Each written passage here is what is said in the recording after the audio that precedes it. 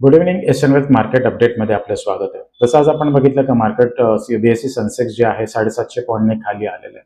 त्याची बरेचशी कारण आहेत आजच्या मार्केट खाली येण्याचं. कारण 2-3 इव्हेंट त्याच्यामध्ये झालेले, ते इव्हेंट आपण एक डिस्कस करूयात. पहिले इव्हेंट असं आहे की ज्याच्यामध्ये US आणि इराणचं जे वॉर चालू आहे, आणि मला वाटतं काल रात्रीची जर आपण न्यूज बघितली, ट्रम्प साहेबांनी पुन्हा ते सीज फायर जे आहे ते एक्सटेंड केलेलं आहे, कारण अमेरिकेमध्येच त्यांना भरपूर विरोध होतोय. आपण मागच्या वर्षी बघितलं की अमेरिकेमध्ये आजपर्यंत 20 वर्षापूर्वीची सगळ्यात जास्त महागाई होती. त्यावेळेस लोकांनी जेवढं प्रोटेस्ट केलं नव्हतं, तेवढं त्याच्यापेक्षा जास्त प्रोटेस्ट इराण वॉरबद्दल लोक करतात आहेत.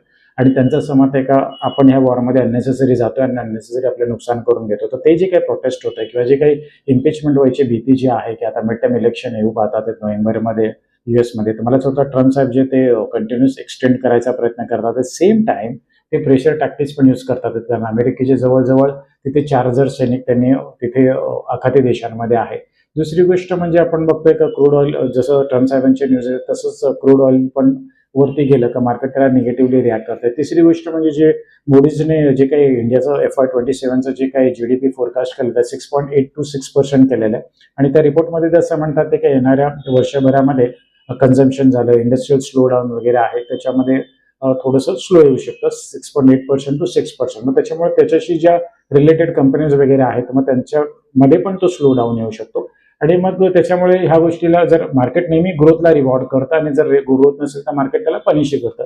तर त्याच्यामुळे त्या रिपोर्टमुळे पण असं आपण बघतोय का आज मार्केटने त्याला पनिश केलेलं आणि बऱ्यापैकी स्टॉक्स खाली आहेत.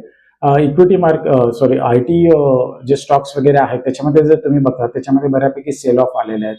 आणि त्याच्यामुळे असं झालेलं आहे का जो काही मागच्या 1-2 दिवसामध्ये हे काही वर गेले होते, जे काही स्टॉक IT किंवा ज्या कंपनीचे चांगले रिझल्ट आले होते, तर तिथे बऱ्यापैकी प्रॉफिट बुकिंग झालेलं आहे.